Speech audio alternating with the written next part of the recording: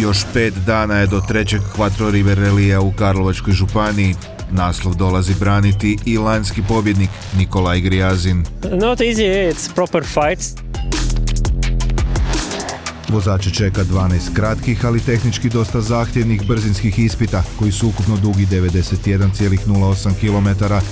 Ovih 7 različitih brzinaca prolazi kroz Karlovac, Dugu Resu, Slunj i Ozalj, te općine Netretić, Barilović i Generalski Stol.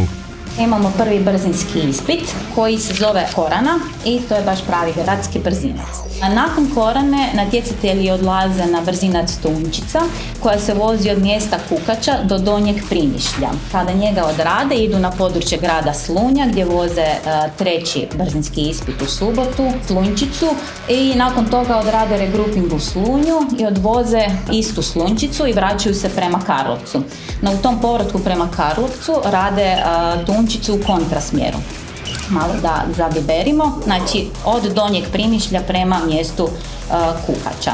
I nakon toga se vraćaju u Karlovac gdje voze drugi brzinski ispit Koranu, to je jedan noćni brzinac koji starta minutu prije 8 i mislim da će biti jako atraktivan. I onda dolazimo do drugog dana, do nedjelje. Prva ujutro se vozi Mrežnica, start nam je u 9:49 od Mrežničkih novaka prema Pečurkovom brdu. Zatim idemo na brzinac Dobra koji se vozi od Duga Rese prema Vinskom vrhu, pored dvorca. I treća je Kupa od Mali Modruš potok do Grduna. Novost je brzinski ispit, Tounčica, vozit će se cestom između Kukače i Primišlja. Quattro River Rally rutama je sličan VRC-u, pa će i ove godine biti odlična priprema, posebno za VRC 2 posade.